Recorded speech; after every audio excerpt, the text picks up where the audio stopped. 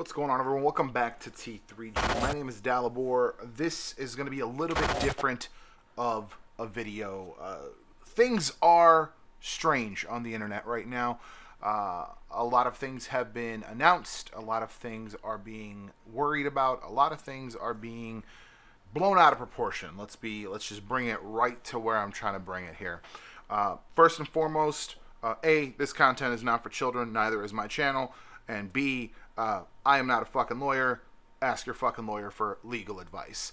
I'm just going to clarify a few things that people are talking about that are just factually incorrect. First and foremost, the idea that commercially viable or AdSense accounts are not going to be existing past January, not a thing. This specific line is where that rumor came from.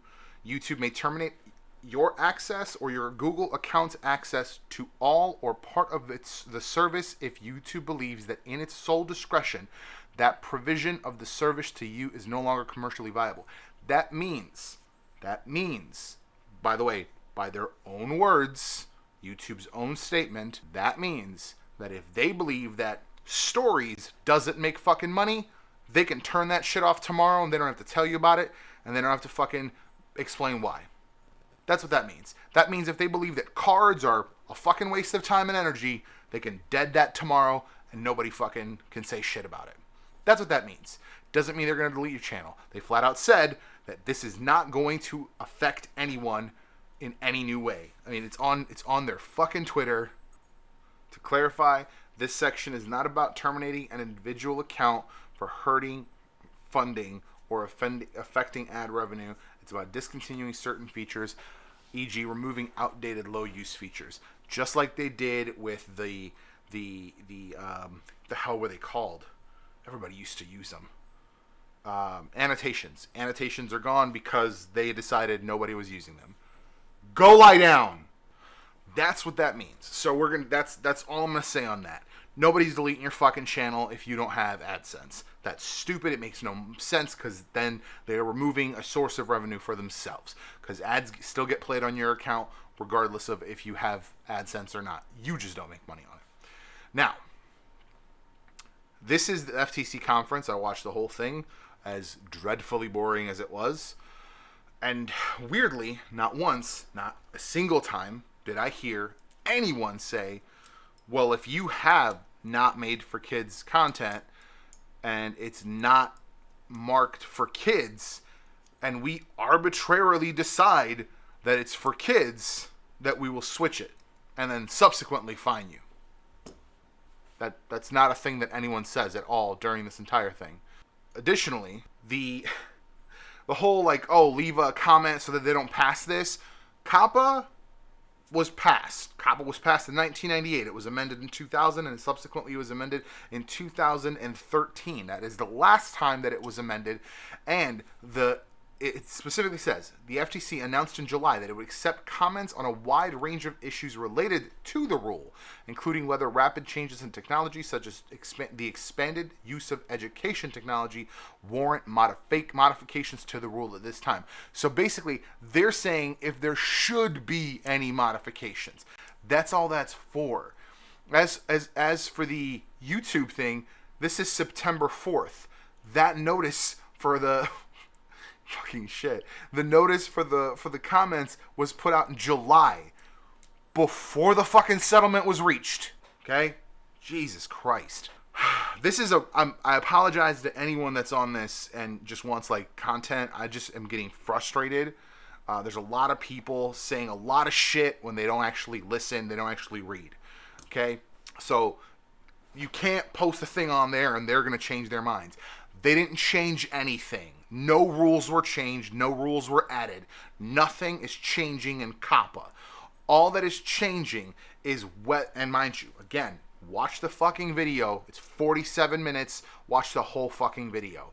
They are over the fucking hill about how much money they got from YouTube about this and how big of an impact they're having. At both the speakers mentioned at length how big this settlement is. In fact, the second one even said, well, I'm rather proud that we fucking covered our annual salary for this, our annual budget. fuck out of here. They don't care about children. This is stupid. This is all about fees and fines. They spent 7 minutes talking about fees and fines between the two of them. Stupid. The real fact is, they are holding YouTube accountable. And yes, individual creators as well. But primarily, they're holding YouTube accountable. And YouTube, again, they talk about it a lot. It's the first time we're holding a platform accountable. That's all this is about. This is about making an example out of Google YouTube. That's what this is about. In reality. They are holding them accountable. And because they're holding them... Go lie down! Go! They're just really excited that they are getting... that they got a ton of money out of Google YouTube. I swear to fucking God, go lie down. They're really excited that they got a ton of money out of them, and now all they're doing is forcing YouTube to enact rules to make sure that everyone identifies whether their content is for children or not. There is a question brought up whether people will misidentify to try to get away from the rule so they can make more money, and they are essentially looking for those people. Want to know why I know that? Because here are the official fucking amendments as of 2013. Again, this is not new. Most of this talks about, mind you, most of these amendments are just reinforcing the importance of protecting children's privacy. It's about preventing operators, us as creators, and the platforms from collecting children's data. There it is. Definition of, right here. Definition of website or online service directed to children. The little definition they do have. Okay. In addition, paragraph 1 amends this list of criteria to add musical content, the presence of child celebrities, and celebrities who appeal to children. Although some commenters expressed concern that these additional factors might capture general audience sites. So again, this is all still directed at sites, at content places. But even let's say it's directed at content creators. Although some commenters expressed concerns that these additional factors might capture general audience sites, produce inconsistent results, or be overly broad, which I think is what everyone's talking about here. The guidelines are intentionally broad because musicians and celebrities often appeal to both adults and children. The Commission believes that these concerns are unfounded. The Commission reiterates that these factors are some among many that the Commission will consider in assessing whether a site or service is directed to children, and that no single factor will predominate over another in this assessment. So these are the rules, and again, this is where I mentioned according to the FTC's guidance on COPPA. Now again, unless they provide us what this guidance is, all we can go on is the actual fucking text of the rule, and that is very specific in saying that no single factor will predominate over another in this assessment. No single factor. Not a single factor will predominate. So if you do not have a children's subject matter, there's no children, you're not intending children to be your audience, there are no child actors or models, there are no characters, celebrities, or toys that appear to children, including animated characters or cartoon figures. All right, so we've knocked all that out, right? What if you're playing, let's take, I'm trying to think of an indie game, Everspace, right? Everspace is an indie game. It's a space roguelike. It was kickstarted. I played it a couple times on the channel, okay? So far, we're good to go. Whether the language of the video is intended for the children to understand, I would say not. Whether the video includes activities that appeal to children, of course, games. Now, this does not specify video games. It is a game. While video games do appeal to children, I would say you're going to have the most kind of gray area for creators, for video game creators specifically. That's one factor, okay? Video includes songs, stories, or poems for children. It does not. Any other information that you may have help to determine your video's audience, right? So obviously the empirical evidence being things like analytics. Okay, so out of all of those factors, we have one that maybe applies. Why the fuck would anyone consider that to be children's content? They wouldn't, right? They just wouldn't. That's it. There it is. So if you made a video about Everspace, like myself, that video is not for children. It's not directed at children. It's not intended for children.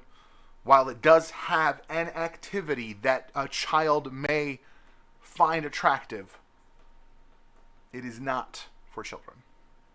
Because it does not have any of these other things. Come on. Let's be serious here. Now, if you have subject matter, if it's a Baby Shark parody, now you're okay. It's based on a child's thing. It's a song. Children like songs, especially about things they already know. So now it's a Baby Shark parody. So they're double. Now, if you animated some shit on there, that's another one. And you got bright, colorful shit. That's another one. Right? There's a lot there. I would like to say that it seems that they took out the bright and colorful imagery that was screenshotted in the video that they did, or that was just like a poorly written copy of this. So that's fun. But here's this other one, right? What if my content is applicable to a wider audience but not kids specifically? And this is what they used in the video. It's your legal responsibility to comply, blah, blah, blah, seek legal advice. But they didn't click on this. Oh, look, there is a ton of stuff, right? See the for further information on whether the content is kid-directed, see the FTC's guidance. Let's see what it takes us to. Comply with COPPA. Oh, the thing I'm actually looking at already. Let's see. Let's see. Websites. Directed children. There we go.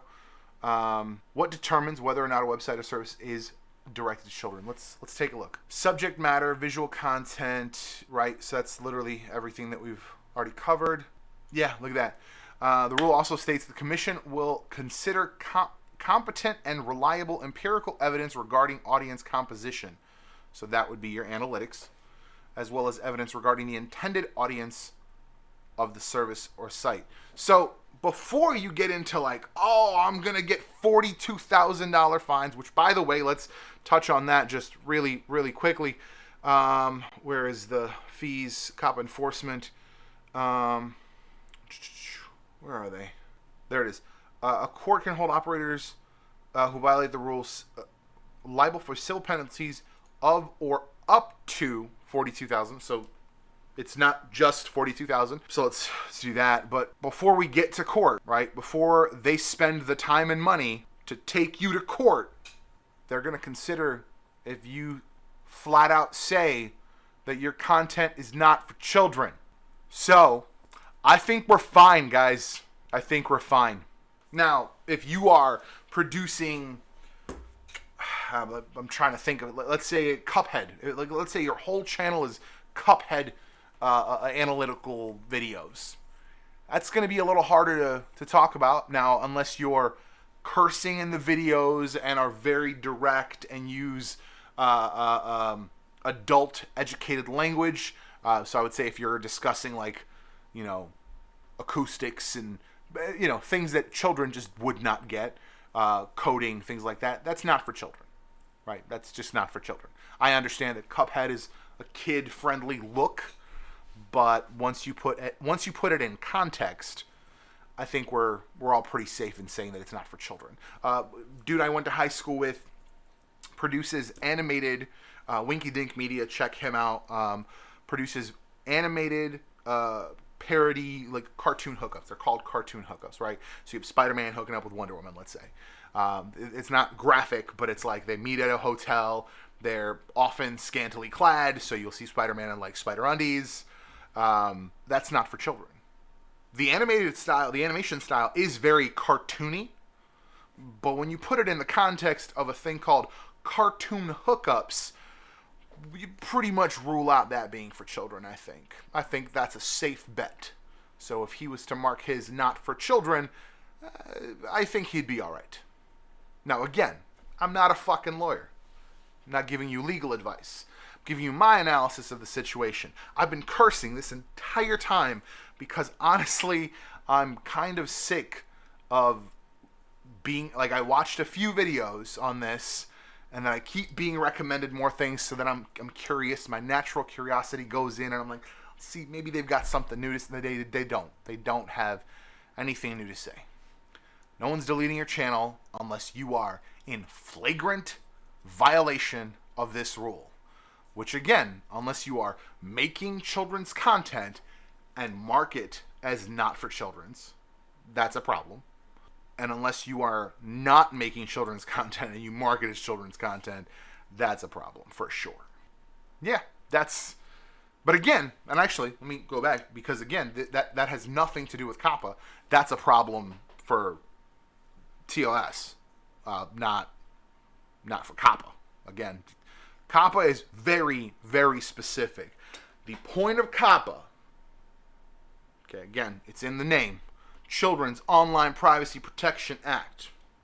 The whole thing is to prevent the ads being served from collecting the information of the user to serve personalized ads, which would be in violation of COPPA, right? That's the whole purpose of this rule, in reference to YouTube.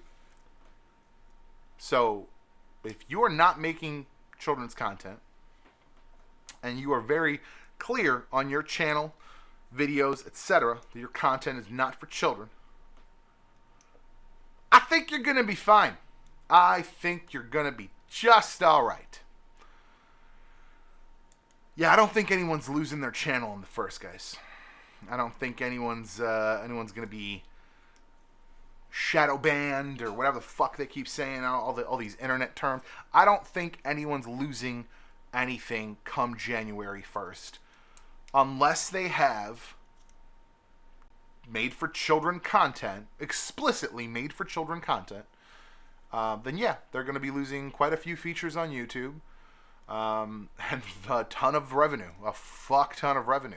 There are a couple artists that I follow. Jazza is a big artist, but his stuff is all very much family friendly. From what I've seen, I mean, there might be something hiding in some archive video that I don't know about, but from what I've seen, all his stuff is child friendly. It's a lot of animated cartoon characters. His background has cartoon characters, and his style is more of an animated style. So I think he's probably going to be looking at other monetary sources. Now, he does other actual work, so that's not going to be that big a deal for him. But yeah, people like that, people who are, if you're a cartoon artist and you have family-friendly content, that might still fall under that, and that sucks. That does suck.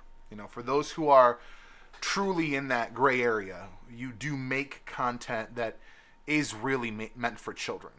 Now, I would argue with a couple videos that I watched.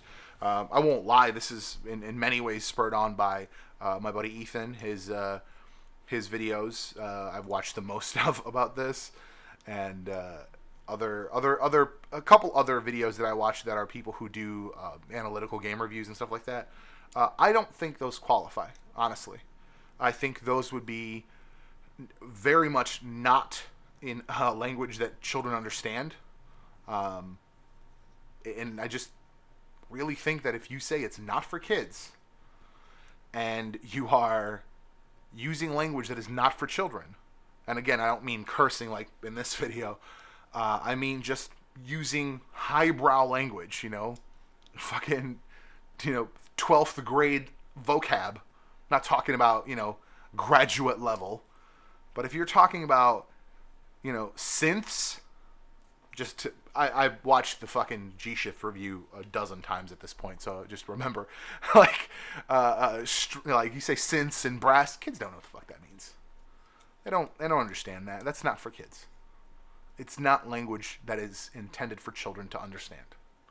So I think for most part, most people are going to be fine. It sucks for the people that have been making money off of child-friendly content, and now they're not going to. Well, certainly not as much. They're going to lose a ton of money. And I say all of that, not to convince you not to go somewhere else. In fact, I would say it's high time for all of us to go somewhere else. It's high time for somebody to make something new. And I signed up for Storyfire. Ethan brought it up, and I signed up for it. I put up my first story. I'm very interested. I'd be interested to be... Now, I haven't seen any tech content, so I'd be interested to be the first tech / film person on the platform. That'd be fun. But yeah, I don't think it's time to move because of this. I think it's time to move because of a lot of reasons on YouTube.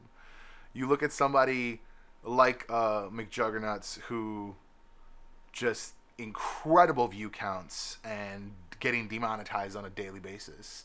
Philip DeFranco providing an actual public service, demonetized on a daily basis. People who provide genuine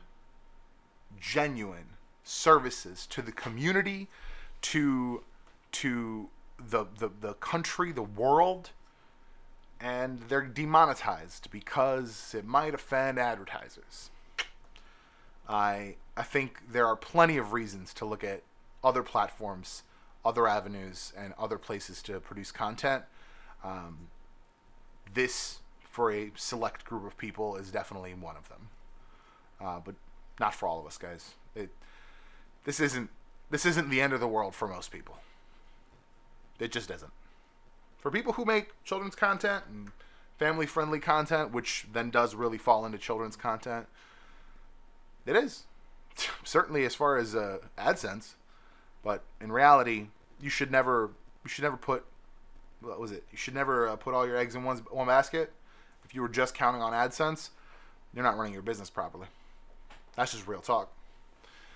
Make money everywhere and in every which way you can. I wish you all luck. Leave a comment down below if you have thoughts on this, if you have any opposing opinions. Happy to hear them. But yeah, let's fucking make something new, guys. Thanks for watching. I'll see you on Monday.